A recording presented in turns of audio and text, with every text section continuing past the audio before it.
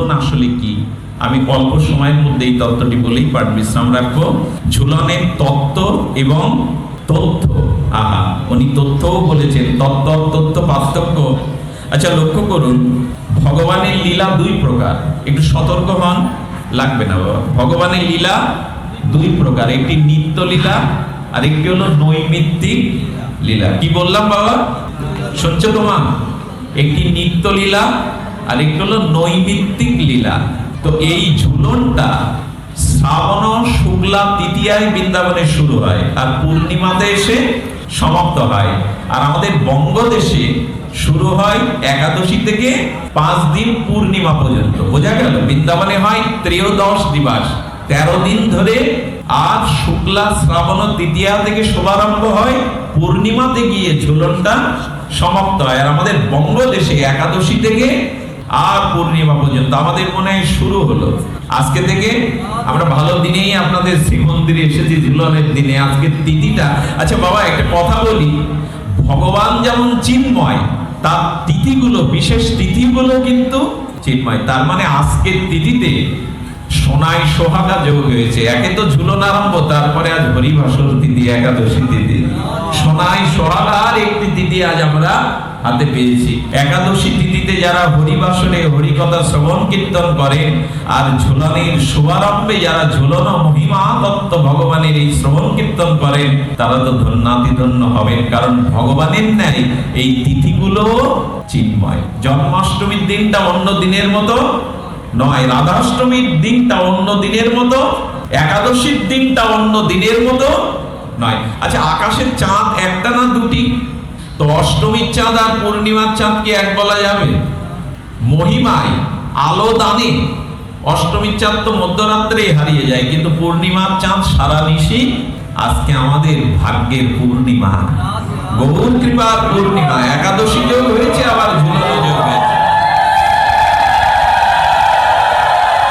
তো রাধা মাধবের যত লীলা দুই প্রকার, একটি হলো নিত্য লীলা, একটি হলো নৈমিত্তিক লীলা। বাবা শুনছেন তো? মা সকল শুনছেন? আসতে মা। তো আমাদের এই যে ঝুলন, এটা ব্রজে অর্থাৎ প্রকট ব্রজে রাধা মাধবের নিত্য লীলাতে এই ঝুলন কিন্তু নিত্য, প্রতিদিন। বোঝা গেল? ঝুলন তো আমরা নৈমিত্তিক ভাবে করি, কিন্তু ঝুলনটা নিত্য লীলাতে হয়। কোথায়? মধ্যাহ্ন লীলায় বর্ষ হর্ষ বনে রাধাকুণ্ডে রাধা মাধব প্রতিদিন সখীদের নিয়ে আসেন। সমস্ত ব্রজ গোপিকারা, সখীরা হিন্দোল তৈরি করেন। হিন্দোল মানে দোলনা, ঝুলন দোলনা, হিন্দোল। তা কোনটা 8টা সখী পদ্মের মধ্যে বসবে আর মাঝখানে রাধা মাধব থাকবে, একটা হিন্দোলা না, দোলাটা একরকম না।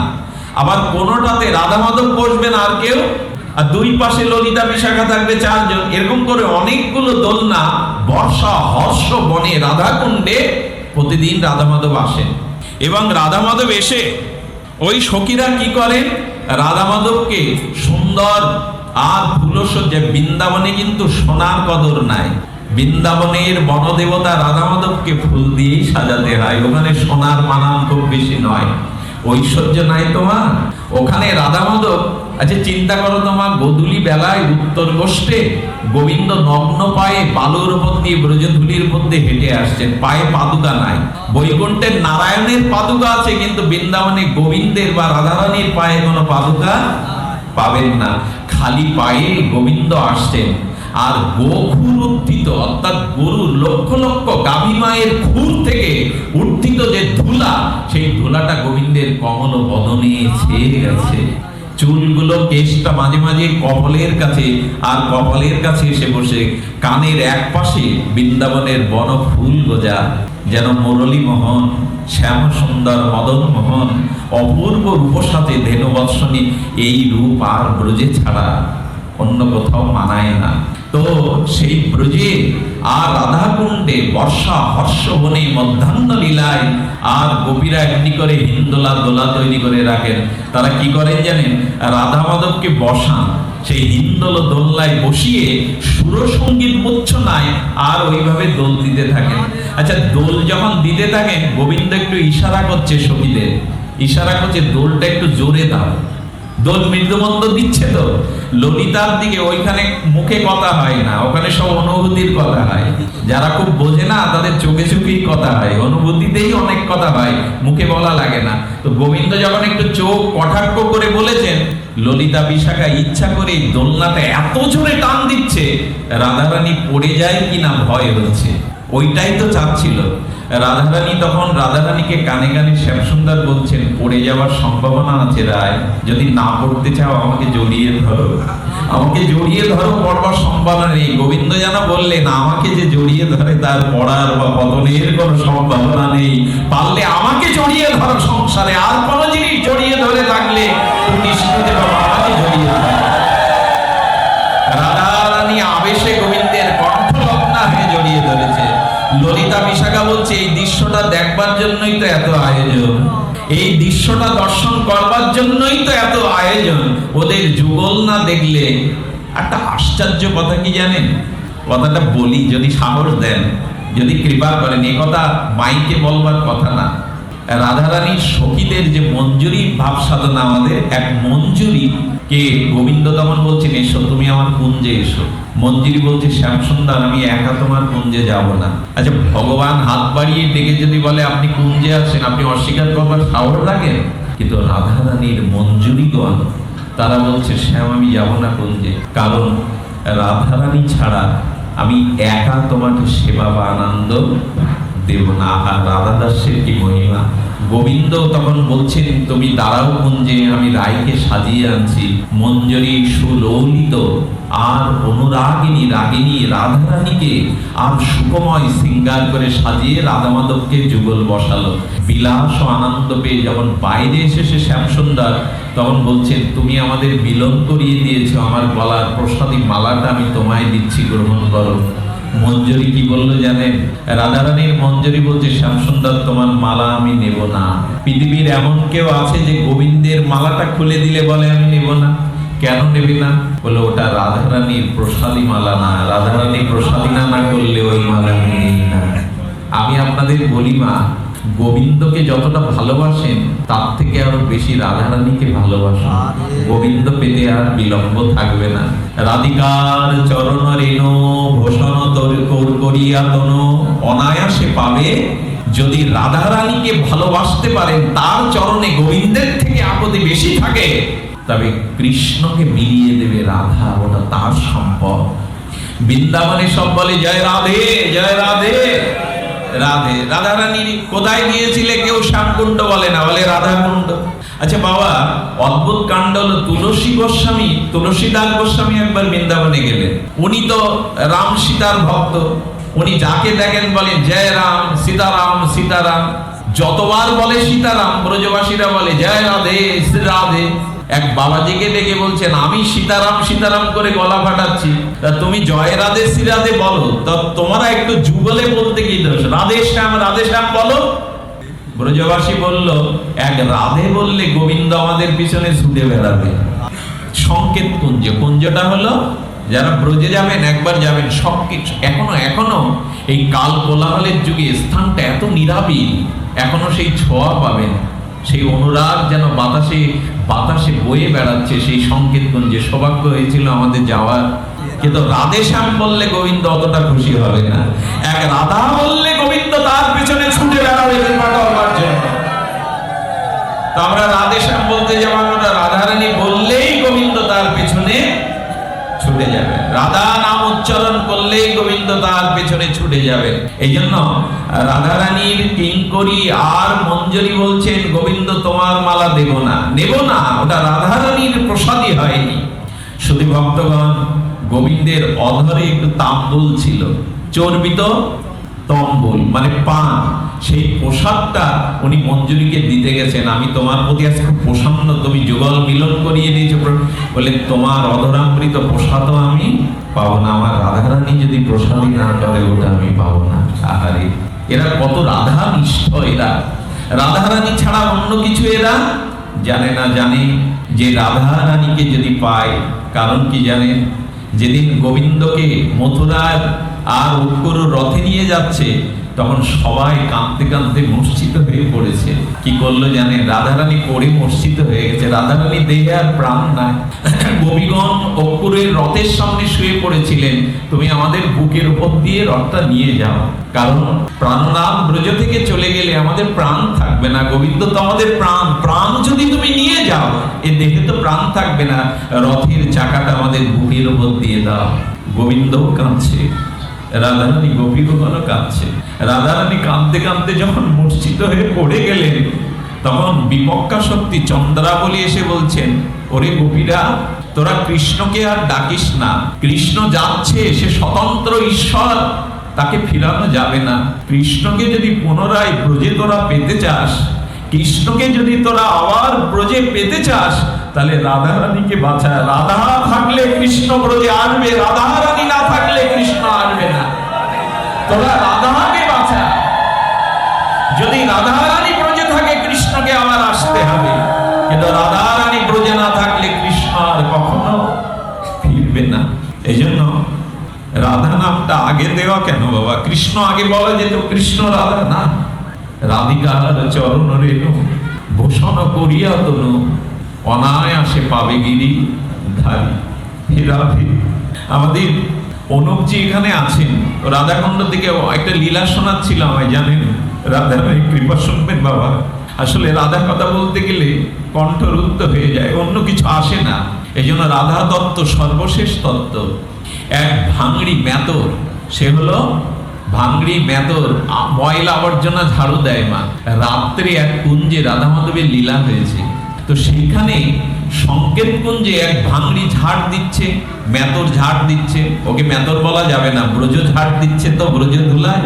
আর মাঝে মাঝে ঝাড়ুটা বুকে নিয়ে কাঁদছে, হে ব্রজ ধুলা, কবে তোমার কৃপা হবে, কবে যুগল মাধবের কৃপা হবে।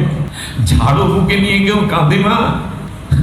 ঝাড়ুকে বলছে, তুই তো ধুলায় মাখামাখি করিস, ব্রজের ধুলা তো চিন্তামণি, আমি কবে পাবো যুগল দর্শন, যুগল কৃপা কবে পাবো?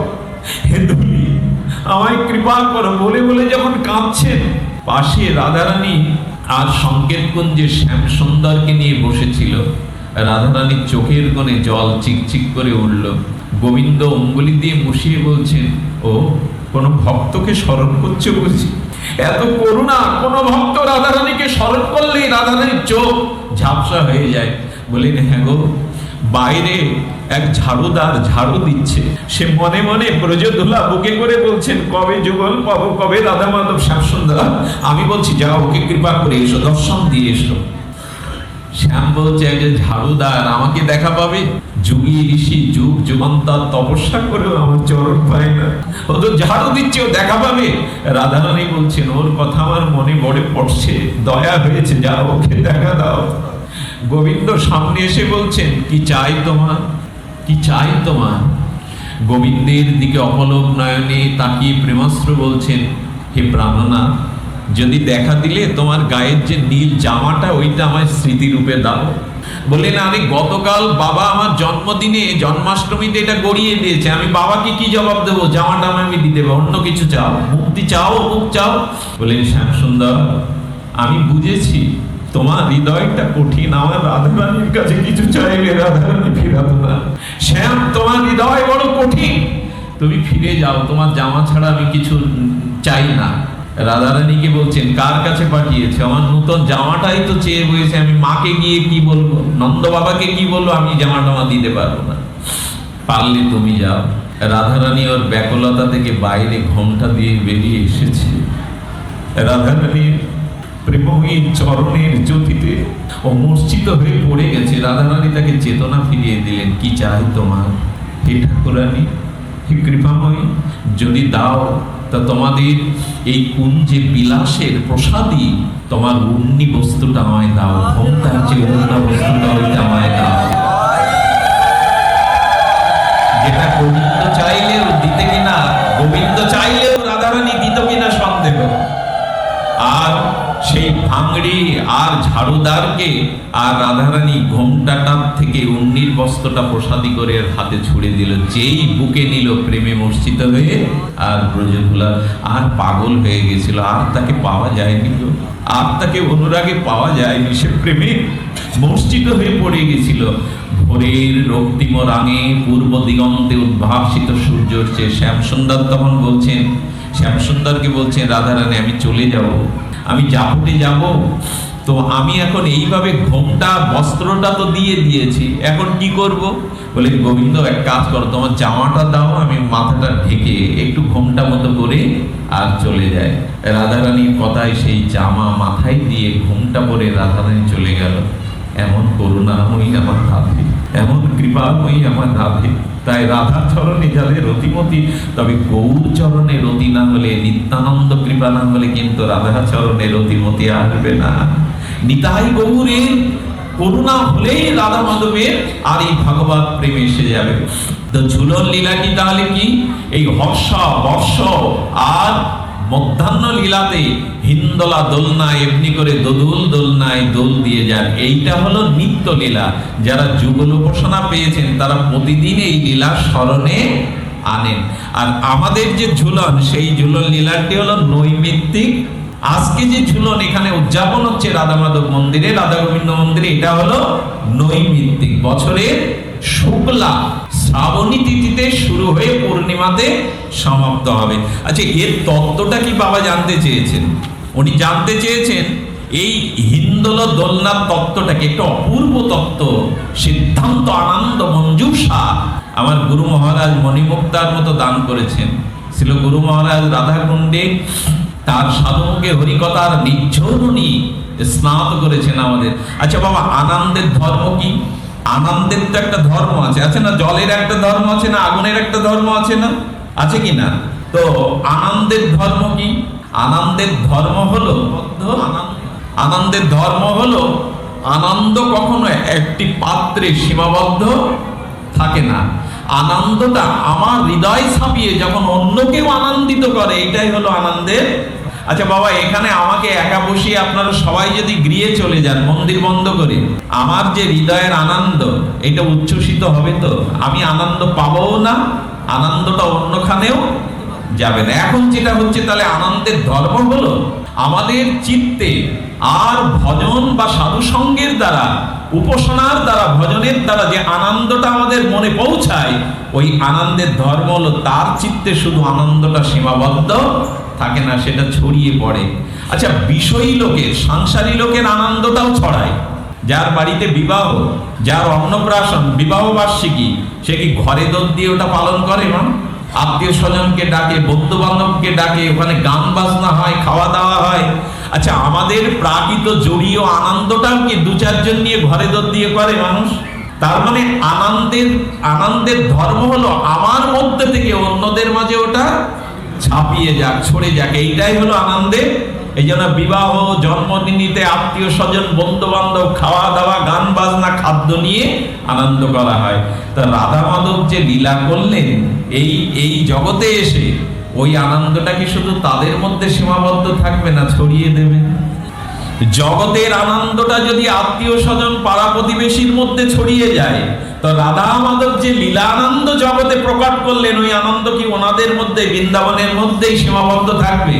হলো ওই আনন্দটা ছড়িয়ে দেওয়ার জন্য এই নৈমিত্তিক আর ঝুলনো লীলা, যাতে জগতের জীব আর ফুলময় দোলনায় বসিয়ে রাধা মাধবকে ভক্তগণ সংকীর্তন প্রেমানন্দে দোল দিয়ে তাদের হৃদয়ে আনন্দটা তারা উপভোগ করতে পারে। এই জন্য নৈমিত্তিক এই লীলা। আনন্দ কখনো সীমাবদ্ধ, তাই আনন্দময়ের আনন্দ লীলাটি সবার মধ্যে যাতে ছড়িয়ে যায়, এই জন্য আর এই নৈমিত্তিক আর এই লীলা। আচ্ছা বাবা, আনন্দের লীলাটাই হলো ঝুলন। আবার বলি, শব্দটা একটু লক্ষ্য করুন। আনন্দের লীলাটাই হলো, মানে এই ঝুলনটা পরিপূর্ণ আনন্দের সার। কারণ দোলটা কখন আসে? আচ্ছা, একটা বাচ্চা ছেলের হাতে খেলনা কিনে দিলে ও নাচতে থাকে কিনা? দেই দেই করে নাচে কিনা? ওকে কি নাচের স্কুলে নাচ শেখানো হয়েছে যে ও এখন নাচছে? একটু কথা বলবেন বাবা। বাচ্চাটাকে কি নৃত্য কলা শেখানো হয়েছে? তোকে পুতুল কিনে দিলে, মনোময় চকলেট খাদ্য দিলেও নাচতে থাকে কেন হাত পা উঁচিয়ে? ওকে তো নৃত্য শিখেনি। আচ্ছা, ফুটবল প্লেয়াররা বিশ্বকাপে দেখেছেন, যেই গোল দেয় নাচতে শুরু করে, ওরা তো নাচ শেখে না। নাচটা হয় কি করে? বললেন নৃত্য কখন হয়, দোলা কখন হয়? কারো হৃদয়ে যদি প্রকৃত বা অপ্রাকৃত আনন্দ তার মনকে ভরিয়ে দেয়, তখন আনন্দটা তার মনে হৃদয়ে সীমাবদ্ধ না থেকে যখন আনন্দটা ছাপিয়ে আসে, তখনই তার মধ্যে আসে দোল। দেখবেন কীর্তন করতে করতে, গীত হতে হতে মানুষ আপনিই দোলে, নৃত্য করতে করতে আপনিই দোলে, অর্থাৎ আনন্দ ভেতরে এলো, তার বহির প্রকাশের নাম হলো দোলা। এই জন্য আমি বলবো, ওই যে দড়ি ধরে টান দিচ্ছেন না, এই টান দেওয়াটাই মানে কিন্তু শুধু ঝুলন না। আপনার হৃদয়ে রাধা মাধবকে দর্শন করে দোল দোলনায় যদি হৃদয়ে আনন্দ না আসে, তাহলে দড়ি টান দিয়েও কিছু। আচ্ছা, ভক্তের হৃদয়ে, কারো হৃদয়ে আনন্দ কিসে আসে? বেশি টাকা পেলে, সুন্দরী রমণী পেলে, খুব সম্মান পেলে, বলো ওটা প্রকৃত আনন্দ নয়। গুরু কৃপার দ্বারা যদি হরিনাম সাধন পান, সেই সাধনা করতে করতে যদি অনাত্ম নিবৃত্তে নিষ্ঠা রুচি ভাব ভক্তিতে পৌঁছায়, আর ভক্তি প্রগাঢ় হয়ে যেমন প্রেম হয়, ওই প্রেম ভক্তি হৃদয়ে যদি কারো ছোঁয়া লাগে, তখনই প্রকৃত আনন্দ, তখনই দোলে হৃদয়, তখন আর হৃদয় দোলে। দেখবেন হরিনাম শুনতে শুনতে কেউ কেউ মাথা দোলায়, জীবনে কখনো যে নাচ শেখেনি, নাচে না, তাকেও খোলকর্তাল সহযোগে কীর্তন করলে তার পাটা দুলে ওঠে, তার মাথাটা যেন কোথায় দোলে। অর্থাৎ প্রেম ভক্তি হৃদয়ে যদি আসে, সেই প্রেম ভক্তির তরঙ্গে মানুষ আনন্দময় ভুবনে আনন্দের দোলনায় দোলে। এই জন্য কবিগুরু বলেছিলেন রবীন্দ্রনাথ, তাই তোমার আনন্দ আমার পর, তাই তুমি এসেছো নিচে। যেদিন হৃদয়ে রাধা মাধবের চরণ স্মরণ হবে, যেদিন প্রেম ভক্তি আমার হৃদয়ে পৌঁছাবে, সেদিন বাইরের দোলনা আমার হৃদয়েই আনন্দে রাধা মাধবের দোদুল দোলনায় আর এই দোল হবে। এই আনন্দের প্রকাশের নাম হলো ঝুলন। আপনাদের নিবেদন করি, ঝুলনটা মনে মনেও আপনারা স্মরণ করতে পারেন, যারা আসতে পারেননি, যারা বাড়িতে আছেন। আর আপনাদের বাড়িতে যে রাধা মাধব আছে, নিতাই গৌর আছে, করুন না, একটা কাপড় দিয়ে ঝুলনা করুন, কিছু পাতাবাহারের পাতা সাজান, কিছু ফুল দিয়ে এই কটা দিন একটু তাকে আনন্দ দিন। ভগবানকে যে আনন্দ দেয়, ভগবানকে যে সুখ দেয়, সুখ তার কাছেই ফিরে আসে।